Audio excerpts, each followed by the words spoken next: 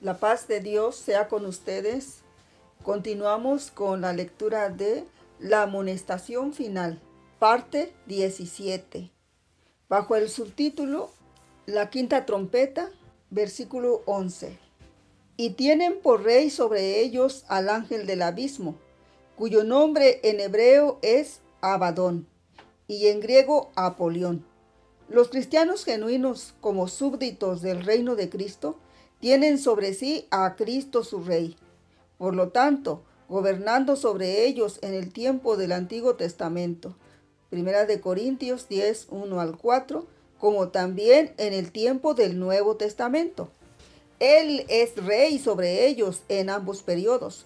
Por consiguiente, las escrituras del Antiguo Testamento, siendo escritas originalmente en la lengua hebrea, le dan a él el nombre de Abadón, mientras que las escrituras del Nuevo Testamento, siendo escritas originalmente en griego, le dan a él el nombre de Apolión.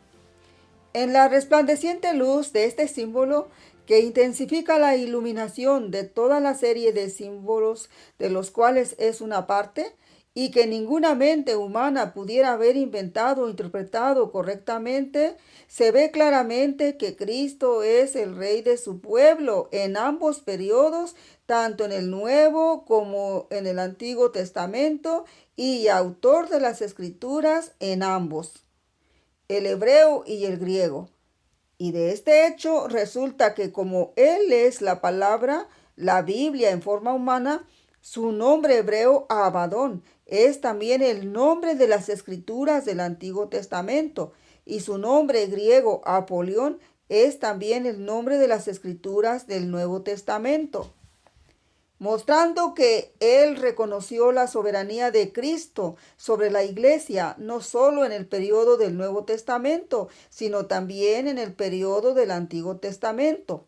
Pablo, en su epístola a los Corintios, declara: porque no quiero, hermanos, que ignoréis que nuestros padres todos en Moisés fueron bautizados en la nube y en el mar, y todos bebieron la misma bebida espiritual, porque bebían de la piedra espiritual que los seguía, y la piedra era Cristo.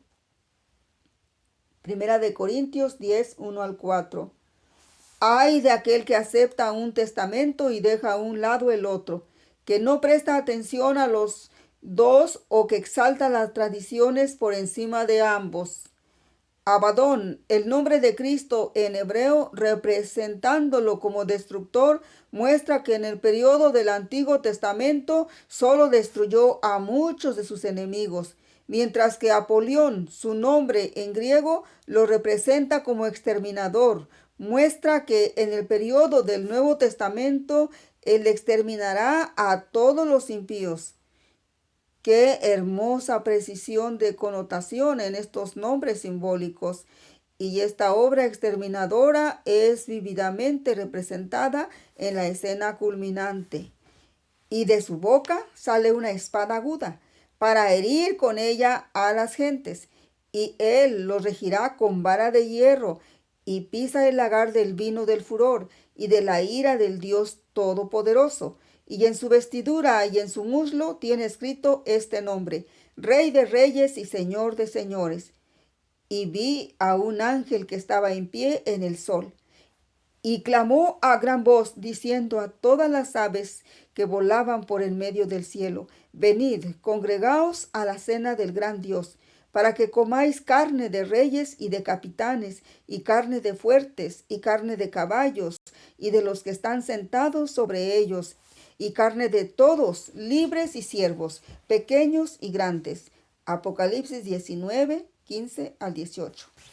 Por lo tanto, para los que aceptan a Cristo como su Rey, Él es un Salvador, mientras que para los que rehúsan tenerlo a Él como gobernador sobre ellos, Lucas 19, 14, Él es un destructor.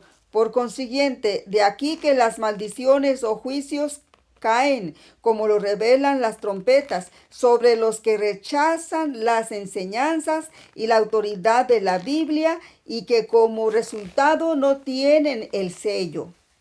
Estos hechos solemnes nos amonestan seriamente a no olvidar las advertencias de la Biblia y que nuestro trato hacia ellas traerán uno de los dos resultados, muerte o vida.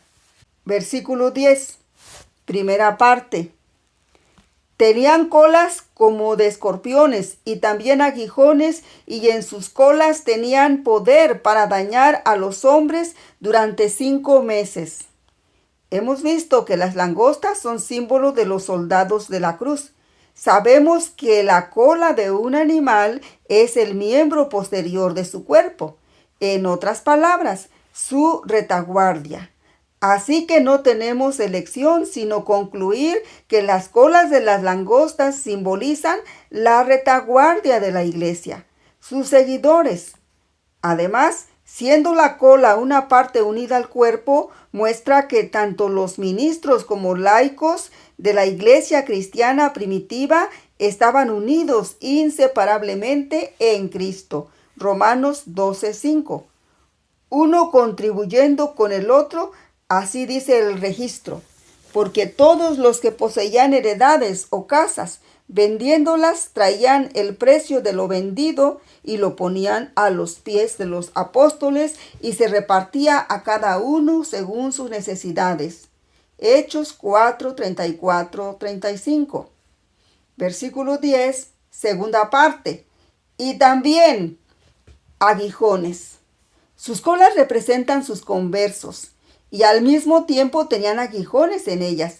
Por esto, obviamente, en el rápido aumento de los discípulos a la religión de Cristo, había un aguijón, un tormento para los impíos.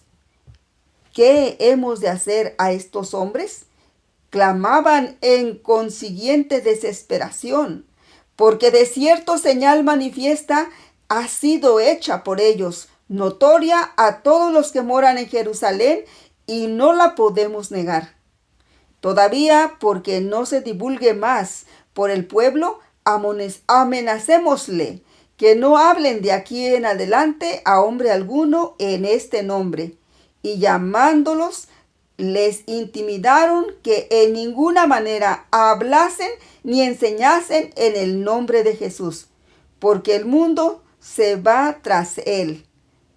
Hechos 4:16-18, Juan 12:19. Versículos 5 y 6. Y les fue dado no que los matasen, sino que los atormentasen 5 meses. Y en aquellos días los hombres buscarán la muerte, pero no la hallarán, y ansiarán morir, pero la muerte huirá de ellos. Viendo que las langostas son símbolo de los seguidores de Cristo después de la crucifixión, y que se les ordenó que no resistieran a sus enemigos, por lo tanto, los 5 meses comenzaron en ese tiempo.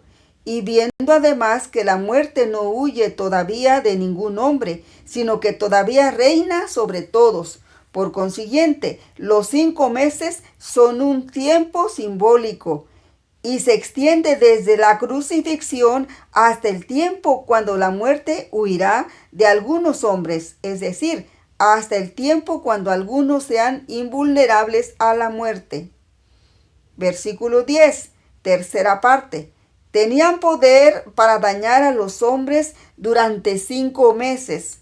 También el hecho que las trompetas son simbólicas es otra evidencia que estos 5 meses son un tiempo simbólico. Pero, ¿por qué debería estar limitado este periodo en el que las langostas, los cristianos, tienen poder para atormentar a los hombres 5 meses?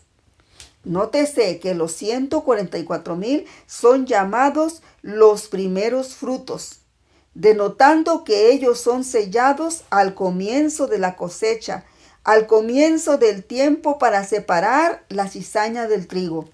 Entonces debemos ir a la parábola de la cosecha para una explicación completa del periodo de los 5 meses. En el tratado número 3, la cosecha, el tiempo desde el bautismo de Cristo hasta el fin de la gracia, muestra ser ilustrado por 12 meses simbólicos, 6 desde el bautismo de Cristo hasta su crucifixión, 5 desde su crucifixión hasta la recolección de los primeros frutos, los 144,000, Apocalipsis 14:4, quedando un mes para la recolección de los segundos frutos, la gran multitud, Apocalipsis 7:9. Durante los 5 meses simbólicos, a las langostas se les ordenó atormentar a los que no tenían el sello de Dios, pero no matarlos. Esta orden significa que después de la terminación de este periodo, la restricción para matar terminará y que desde entonces los impíos serán matados en lugar de ser atormentados solamente. En ese tiempo los 4 ángeles de Apocalipsis 9:15 se habrán preparado a fin de matar la tercera parte de los hombres. Estos varios hechos vinculados presentan una cadena sólida de evidencia que en la era cristiana, durante los 5 meses simbólicos, Dios ha diferido su venganza a gracia. Y de aquí que inevitablemente sucede que semejantes cristianos que ejecutaron la pena de muerte a los que no estaban de acuerdo con ellos, estaban obrando en contra de Cristo, en lugar de obrar para Él. Porque como cristianos langostas se les ordenó que no matasen, sino que bendijesen aún a los que malignamente los usaran. En verdad, al que los hiriera en la mejilla, habían de darle también la otra mejilla, y al que les quitare la capa, habían de darle su túnica también. Lucas 6, 28, 29. Después de la terminación de la restricción de los 5 meses simbólicos, durante los cuales no habían de matar, algunos serán hechos invulnerables a la muerte para la terminación de la obra del Evangelio, y estarán, si es necesario, para desempeñar su responsabilidad. Dispuestos a morir, pero no podrán. Capítulo 9, versículo 6. Y en aquellos días los hombres buscarán la muerte, pero no la hallarán, y ansiarán morir, pero la muerte huirá de ellos. La experiencia de los primeros discípulos de Cristo explicará por qué después de la terminación de los 5 meses, los hombres desearán morir, pero no podrán. No obstante, la gran persecución contra los fieles de la iglesia cristiana primitiva, su visión de la mayor necesidad del mundo los impulsó para predicar el Evangelio de Cristo a costa de sus vidas. Y aunque les esperaba la muerte, y aunque les esperaba la muerte más cruel, su fe y ánimo en Dios sostuvieron la luz del Evangelio ante el pueblo tan constantemente como el sol sostiene sus rayos sobre la tierra.